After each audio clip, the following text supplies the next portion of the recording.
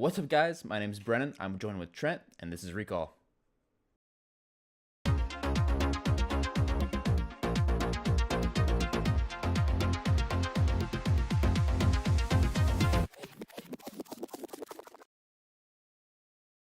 Hey, guys. We've got another week packed full of fun and useful information about the world of League of Legends. Trent, we'll go ahead and start right off with the big Origin roster announcement. All right. So if you remember us last week, we were talking about the OG Resurrection campaign. Excuse me. And they were getting all these previous players, getting them added to the roster. At that point, all we knew was InSec and Expect were on the roster. Well, as of this week, they released the rest of their lineup. It is going to be Froggen in the mid lane, Jez's from Fnatic last season as support, and Forgiven as their AD carry. Now, Froggen and Forgiven were already leaked, so this was already something that was expected but wasn't confirmed. As of now, it is officially confirmed they will be competing in the EU Masters tournament. No one knows if this roster will stay together after that. People are suspecting that they'll win the tournament or at least go to get as far as they can in the tournament and then break up and go get on an LCS team for one split. So that way they can, have another advertisement for why they should be put in a team when franchising does come. Yeah. But at the very least, we're going to see all these players back on a big stage at least one more time before franchising hits. Cool. Awesome. Now, with that being said, there is, like I said, it's EU Masters. It's in a way, not yet, but soon it'll be replacing basically the relegation tournament for EU LCS. It's going to be something where all kinds of teams, all different sponsors can get their way promoted to this tournament, and they can show off their players, show off their stuff, and maybe eventually down the line say, hey, maybe if you ever expand, we want to be franchised, and if not, at least get their players well known and get some money out of it. Okay, cool. And with that, what are we looking at with going into EU Masters? With EU Masters, it's basically, so far, Origin is the only super team that I've heard about. Ninjas in Pajamas, really famous for their CSGO teams, haven't had much success in League. They announced their team. The only player who's played in LCS that I remember is Kadril, and he was on that original H2K lineup with him mid and Santorin jungle. And then he went jungle for like a week, and then he got kicked off. So he's playing jungle for this Ninjas in Pajamas lineup. So could be worth something. I don't see much coming from it. Realistically, Origin is slated to win this tournament easy peasy. The only thing that could possibly hold them back is the fact that none of these players played in the last split, and the fact that maybe their play styles don't necessarily work together. Okay, yeah. So that's the only thing you have to look out for. But realistically, the star talent, like the tier of them, they should be able to win it pretty easy. Well, cool. Awesome. We'll go ahead and transition to our next topic. You can go ahead and take it away. This one's a fun one. All right. Well, the other day, Blitz Esports interview company got to tour Team Liquid's training facility that they opened a couple months ago. That's the Alienware training facility. They've been using it for a couple months now for practice. They use it for more than their league team. Their CSGO team uses it. I'm pretty sure Hungrybox uses it for Smash. I'm not entirely sure. He might actually do it at home. But no matter what, all Team Liquid's very closely affiliated, so they're all at least somewhat using the training facility. But they let Blitz come in and take some videos, take some pictures, get some interviews. It's an insanely decked out facility. Really? They put a lot of money into it. And it opens the door for, as we've talked about in an episode before, finally separating esports as a work thing and not a life thing, not a thing you have to do at home all the time. Yeah. Because now Team Liquid players are getting to scrim outside of their, where they sleep, which some people in Korean culture, that's how they've always done it. So some people are very upset that esports and NA is moving away from that. But other people say that all of NA culture is different. So therefore, we can't just entirely copy Korea because that won't work in the way we conduct ourselves. Yeah, for sure. That's definitely a cool thing that I saw in Overwatch League. A lot of the team houses were very built around having separation between where you sleep and where you actually work. I thought that is a very, very good idea and, I guess, statement to have. I would much rather enjoy that than having to, if I had to play professionally in this room and then go to sleep and then come right back to this computer every single time, I don't know. It would wear on me. It does wear on me. That's why I'm not professional. That'd be pretty awful. Well, hopefully with Team Liquid winning the NA finals, which we'll get to that later, other teams see this and maybe it's not the entire reason, maybe it's correlation without causation, but maybe some other teams invest in training facilities. I know CLG has been looking into it, and I'm sure other teams will be hot on their heels, but if CLG and Team Liquid do it and they end up having success, then there's no reason that proof doesn't, say, hey, separating work from sleep in life is a very good idea for esports competitivity. For sure. And with the finals in mind, let's go ahead and think to next week. What's going to be going on with LCK next week? Well, this weekend we have the LCK finals. That's going to be Saturday at 3 a.m. So for people like me, that's Friday night. Stay up late Friday night, get your popcorn, watch some Netflix before the series. But it's going to be Kingzone versus Africa Freaks. Okay. Africa Freaks, excuse me. Sorry. It's going to be a really good match. Kingzone is slated to win. All of the 8 eliminated teams in LCK playoffs actually have predicted Kingzone to win. No one is on Africa Freaks' side. That being said, Africa Freaks did 3-1 KT Rolster, which was the 3rd best team in LCK. It's not like it's this crazy thought that they might win. Yeah. Kingzone, formerly Longzhu, has had a history of having some choking performances multiple times. As Rocks Tigers, as Longzhu, they haven't made it to finals. So it's not entirely impossible that they're going to end up losing this game. And when I say finals, I don't mean LCK finals. I mean Worlds. I'm not saying the fact that Kingzone is slated is objectively true. But they have had a history of choking in Worlds. This isn't, maybe this isn't so different in finals. So we'll see what happens. Yeah, for sure. It'll definitely be. I might actually stay up to watch that one. Maybe. I definitely have cleared my schedule for it. Really? I'm definitely going to try and watch that one. I watched some Naruto before and stay up and. Oh, okay. Are you getting into the Naruto, my fellow weeb? I'm in and out. It's in and out. Yeah, I get tired of it and I get on these little clips. But anyways, we'll move on. Speaking of finals, we got NA and EU. Had a fun little weekend last weekend. Take us through it. Yep. Those are the finished finals. So first off, for the 3rd place match, I find that pretty important because of Rift rivals. So for EU, Splice was able to beat Team Vitality in a 3-2 series, which means that they take the 3rd place match. They end up going up to be the last contender to go Rift rivals for EU. Their 1st place match was between Fnatic and G2. Fnatic put on a 3-0 stomp against G2. Yes, I shouldn't necessarily say stomp. There were some games that were kind of close. I'm pretty sure at least the first 2 games, honestly, when I watched the first game, I honestly thought G2 had this in the bag. Like, it was just they were just stomping on them. No, I do think the first 2 games were somewhat close, and then G2 would either throw or Fnatic would get a really good team fight, and after that point it was over, and you could tell after game 3, G2 was just completely demoralized. Yeah. It wasn't actually... So it was closer... It was a closer 3-0 than what the scoreline says, but at the same time, it was still a 3-0. G2 still didn't take a game. Fnatic is clearly the dominant team in that region, which kind of was expected. I honestly expected a little more of a fight from G2, but they got pretty abused. Their one key factor in Wonder versus Bwipo, it was a non-factor actually. Like, they didn't take advantage of it, or Fnatic played around it too well that it wasn't a big deal at all. Gotcha. So those will be the 3 teams you see at Rift Rivals representing EU. It'll be Fnatic, G2, and Splice, along with Fnatic going to MSI, but I'll hit that later. In the NA finals, it was the 3rd place match consisted of Echo Fox versus Clutch Gaming, and that was a quick 3-0 in favor of Echo Fox. Like I said last week, the one team that I feel like has Clutch Gaming's number is Echo Fox because of the parity or disparity of strength in Huni and Solo.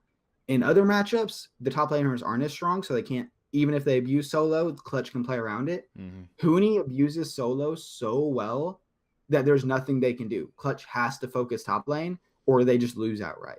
And with that, having to focus top lane, I feel like Lyra kind of wasn't able to play his game, and he ended up basically inting the entire series. I don't think he was actually, but it was a very rough series for Lyra. Clutch just did not look on form at all. And part of that might be nerves. Part of that, I think, was just the fact that if there is any counter matchup that is perfect for Echo Fox, it is Clutch Gaming, a team that abandons their top laner and waits for late game, which is Like Huni's like, all right, I'm gonna steamroll you, run you over with Dardoch, and then your late game's gonna be pointless because we're gonna be just as strong, and we have Phoenix, who champ pool wise is pretty much mirrored with Febvin. Yeah. Like they both love late game. So it's really a good thing for them. For sure. Well, it was very interesting because I watched a few of those games of that series, and I know the first and second game, Dardoch didn't roam top at all. They left Huni on an island just as like Solo was left on an island. They just let them slap each other with big sticks. That was the entire. Yeah, the thing is though, with that like being said, Huni has such a bigger stick. You know, like what's that? The Teddy Roosevelt says. I don't know my history, but the point is that Huni completely dismantled Solo without the help of Dardoch, and he still had Dardoch on reserve if he needed him. That's why it was so. This was the one series where I feel like Lyra had to say, look, I know we never do this. I have to go camp top, or Solo's going to get destroyed with or without jungle help. Mm-hmm.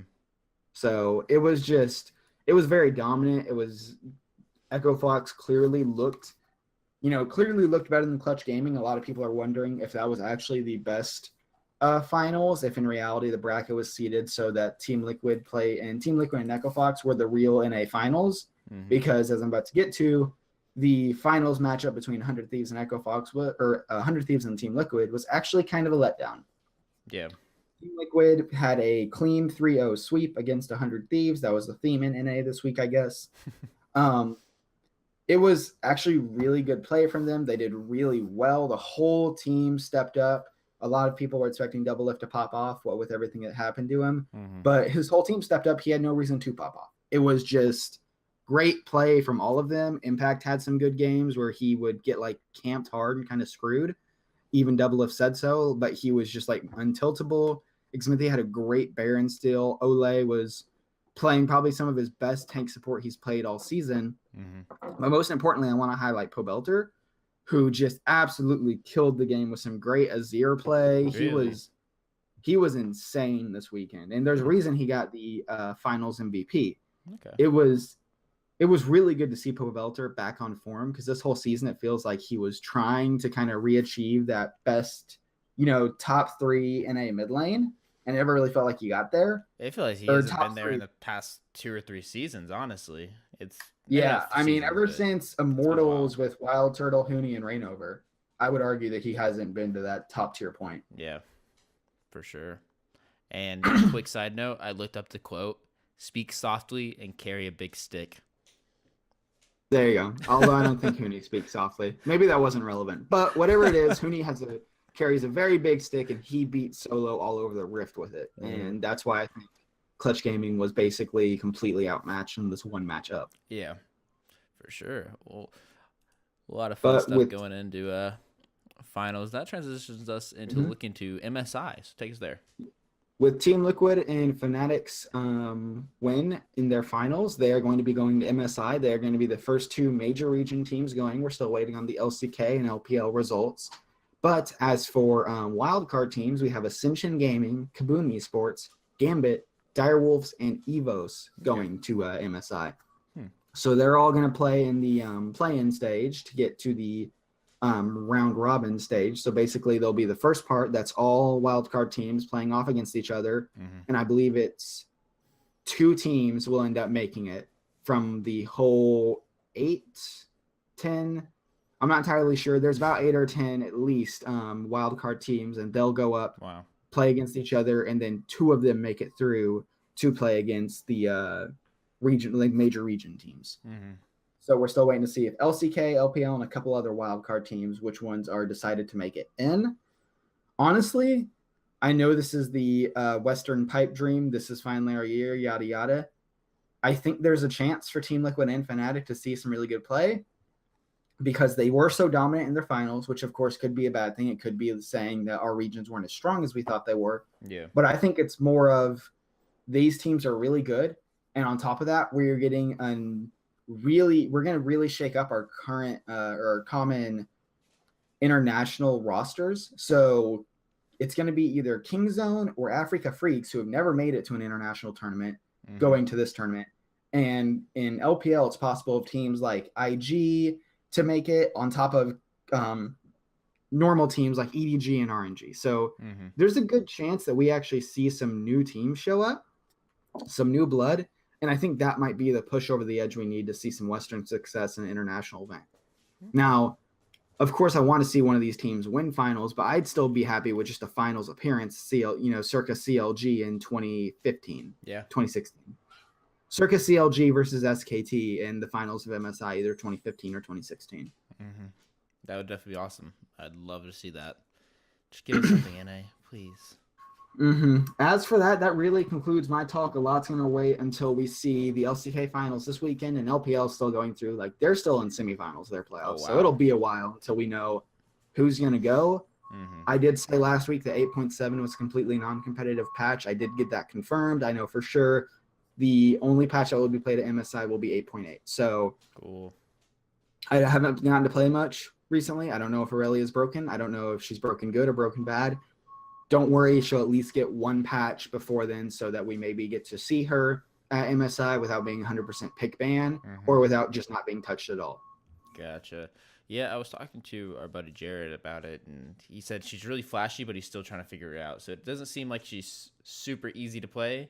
Otherwise, you know how he is. He's very intuitive when it comes to champs, and so he said he's still trying to figure it out, and he's played like 2 or 3 games with her. So, well, with that being said, unless it was wildcard teams, I couldn't see any of the major regions really pulling her out. I'm not familiar with LPL teams, and since we're so far from knowing which team's going, I wouldn't know for sure. Mm-hmm. The only region I could see who would actually use a champ like Aurelia would be Kingzone with Khan.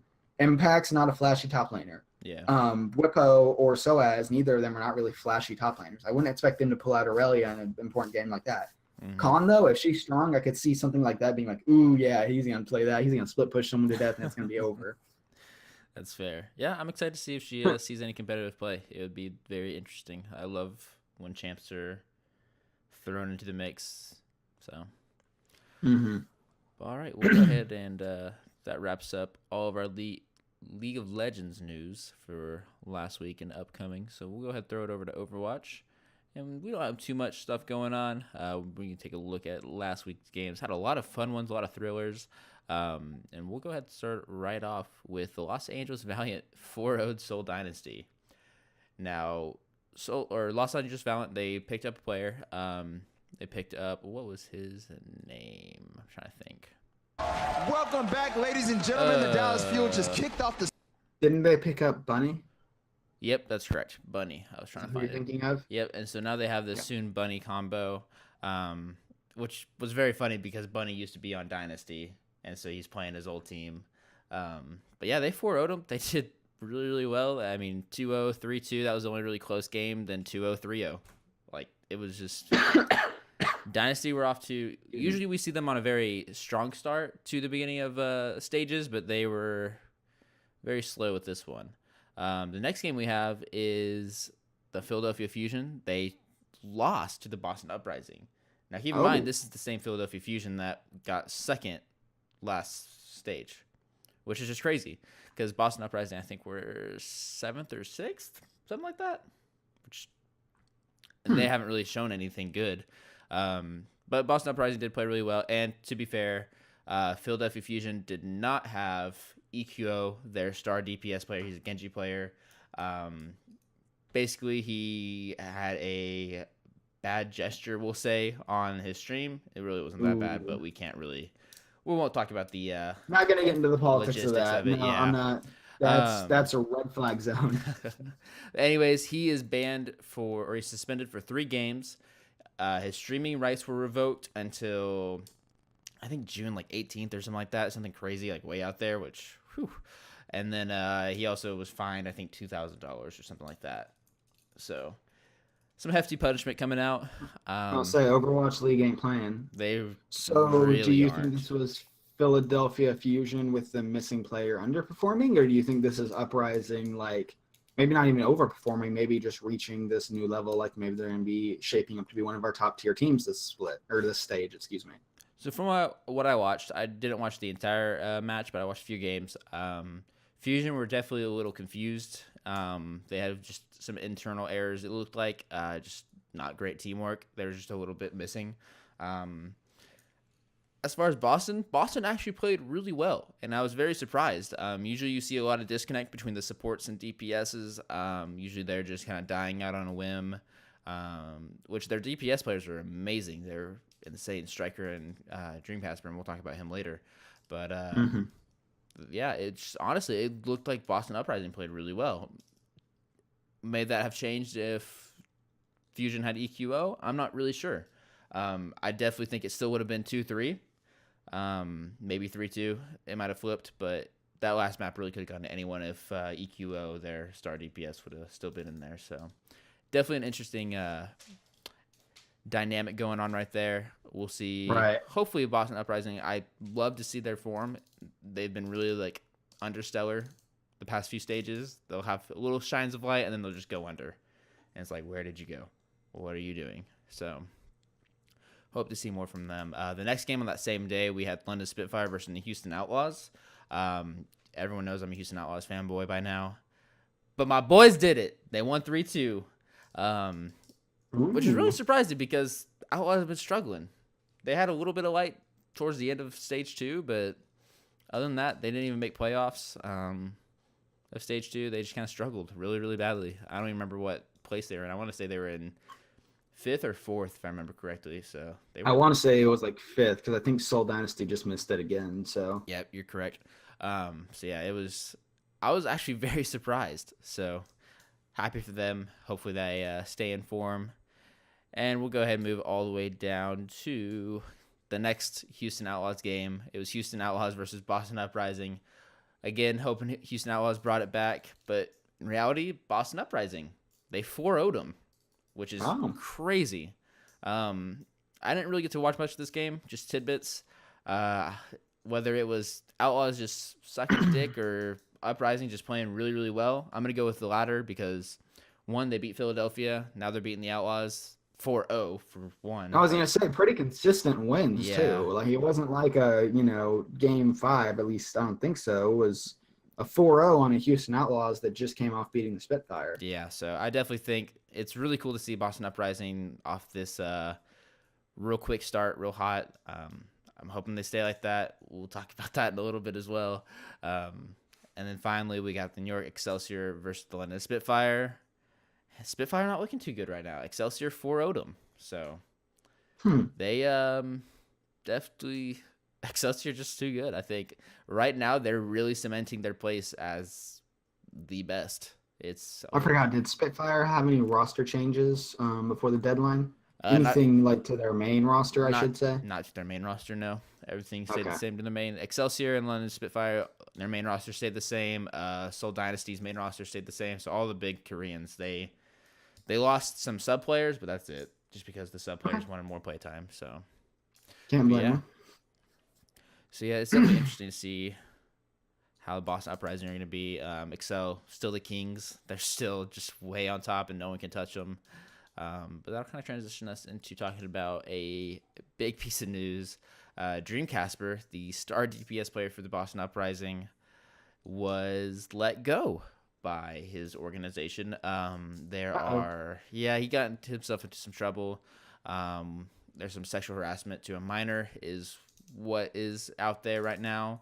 I can't say anything's been proven yet in the court system, but that's what's going on right now. He has already been suspended indefinitely from Overwatch League, and the Boston Uprising have just dropped his contract completely. So we're probably not going to see Dreamcasper ever again, unfortunately. It's a shame to see his talent go to waste like that over something so silly. And my thoughts and prayers for Boston because they are done for. I can't see them coming out of this on top. They only have one other DPS and it's Mistakes, and I think I've seen him play maybe twice all of Overwatch League, maybe 3 times. Oh wow. Barely ever That's plays. not good. And usually he's on some off meta thing, just trying to So he just puts out cheese pocket picks, basically. Like is what you're saying. Basically, he's not a very good Sombra though. She's in meta right now. I remember watching him try to play Sombra and it wasn't very good. So yeah, he's just kind of being thrown into the mix. He's not a bad player per se, but he's just not one of the greatest. He's not a Dreamcasper, you know. Yeah. Now he does have Striker right alongside him. Striker, arguably one of the best Tracer players in all of Overwatch League. He's up there with Soon, Sabiolbi, maybe Prophet. So yeah, super good. I love Striker as a player. We'll see if he can just coerce with the new DPS, and maybe they can reach in the bag and pull something out and save the season. But Hopefully as of so. now, It's tough to see a team that was doing so well and then fall apart, because of something that wasn't necessarily related to play. But yeah, it's so sad. Just from our point of view of just spectators watching the games, mhm. because what it comes down to, we don't care about the drama that happens in their personal lives. Obviously, he did a horrible thing, or possibly did a horrible thing. But at the end of the day, we just wanted to see a good Overwatch player play his game, Right. and we lost that. So that's very unfortunate. I'm really upset to see. I was really hoping to see whether Boston could keep up the tempo and go on to win their next games. And we'll go ahead and look at next week's games. With that being said, we are recording this a day late. I will apologize for that.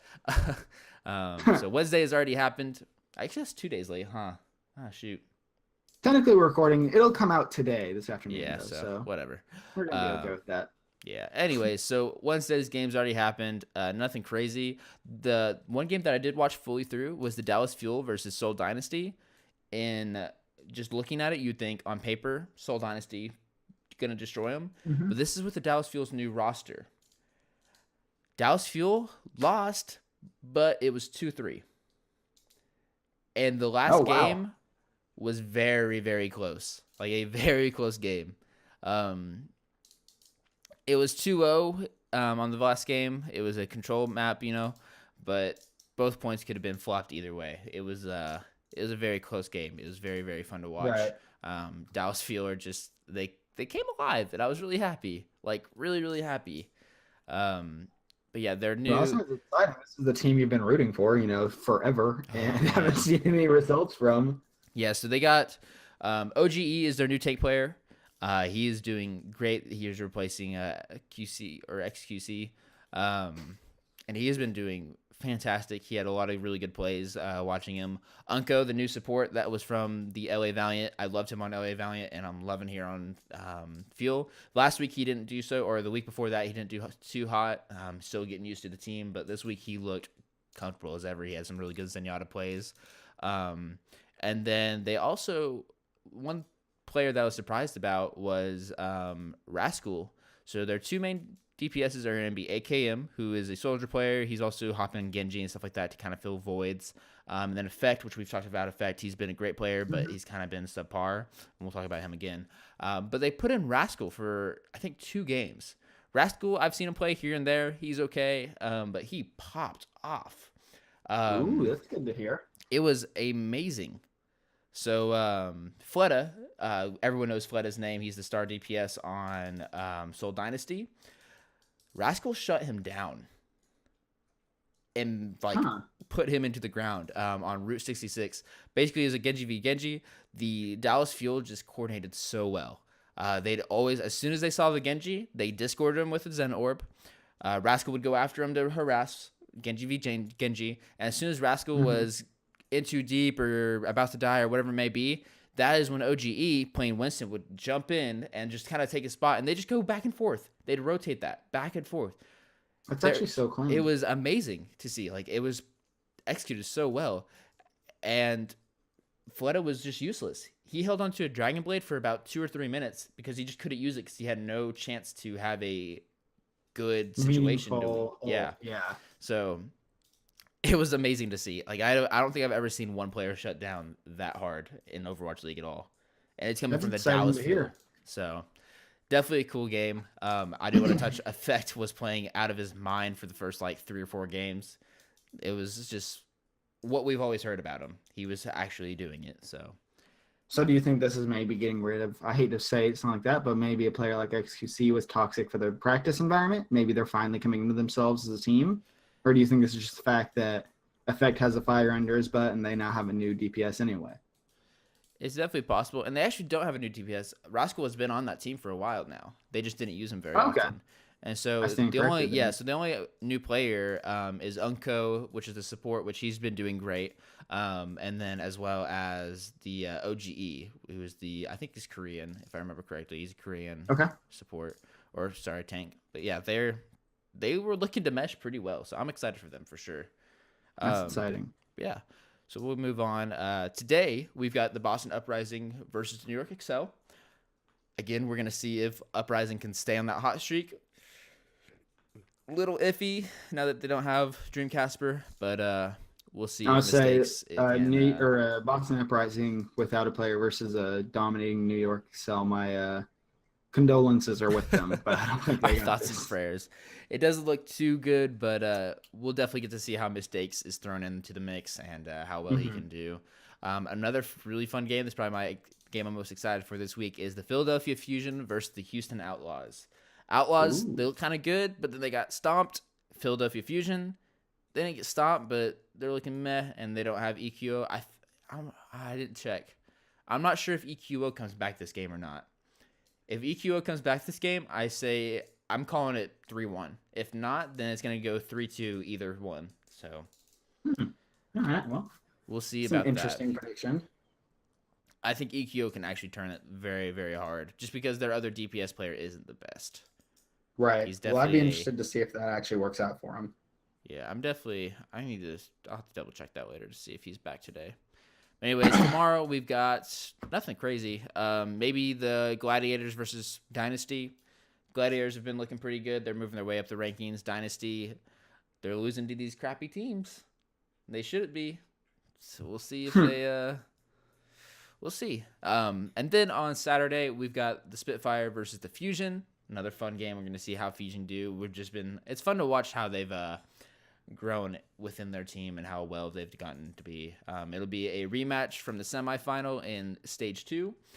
So that'll be a fun one to watch. And then we get to see the Excelsior stomp all over the Outlaws. I mentioned the Outlaws because I like the Outlaws. I am biased 100%, but they will be stomped because it's the Excel. They will be stomped. So You don't think they can pull out any surprises? You don't expect that? No, David versus Goliath. honestly, no, I don't. Okay. Excel have been so dominant. Like, I don't. So let's look at the standings real quick, just to transition really quick. Let me see if I can look for the league. Yes. So, in all of Overwatch League so far, all 3 stages, they are 20-2. Oh boy. They've only lost Yeah. 2 games. The next team is Seoul Dynasty at 16-7. Let that sink in. Yeah. Their So- map differential is plus 54. The next best team is the London Spitfire, who, keep in mind, are in 3rd place in the overall. They have a plus 30 map differential. So underdog chances are getting real low, but that's when the underdog strikes, dude. Yeah. I believe in the Houston Outlaws. I'll give him a little bit. I'll give him like my little pinky a belief, you know. I'm saying it goes to 5 games. Okay, that's bold, but I like it. It will go to 5 games, but then Excel will win anyway. But I'm gonna give them 5 games to lose instead of just 4. That's fair. And just a quick look at the standings before we get out of here. I just want to let everyone know that the Los Angeles Valiant, as of today, are on top 3-0. They have not lost a single map. Their differential for this stage is plus 12. Excel are right behind them, 2-0. They haven't played their 3rd game yet, but they're plus 8. They haven't lost a map. Then the Uprising, crazily enough, are 2-0. They have a plus 5 map differential. And then the LA Gladiators are in the 4th spot at 2-1 with a plus 4 map differential. Los Angeles striking back. Yeah, so yeah, it's really interesting. Dynasty are number 5, Fusion 6, Outlaw 7, and then from there on. Here's something very interesting, and keep in mind this is only the 2nd week of Stage 3, so it's not indefinite right now. But it is a little scary to see the London Spitfire at number 10, 0-2 with a -5 map differential. Mm-hmm. So That is actually really spooky. we're gonna have to take a look at them and see how they do this week, and hopefully they can get it together. But yeah, it's definitely interesting. But anyways, that's really all I have for Overwatch League. I think that's gonna wrap it up. Do you have anything to add, Trent? Nope, that's all I got from here. Perfect. Well, as always, we appreciate you guys watching. Like, subscribe, all that good stuff. Follow us on Twitter. You can find me at BrennanH_. My Twitter name is incorrect up above me, as we've previously talking about. Until I am verified, As that is when always. I'll fix it. And then we've got Trent at Avius Gaming on Twitter. Follow him. We're boring people, but we'll be more exciting if we have followers. Well, yeah, we'll tweet when we put recall episodes out. That's true. Alrighty, guys. Well, we appreciate you a lot. That's my Twitter for. That's basically all I use mine for as well. And to tweet out my stream. For real. Twitch.tv/banana. And to see dank, sneaky cosplays. Oh, God. Yeah. I broke our cardinal rule. I told weren't you I wouldn't supposed talk to. about You it. weren't but supposed to. Why?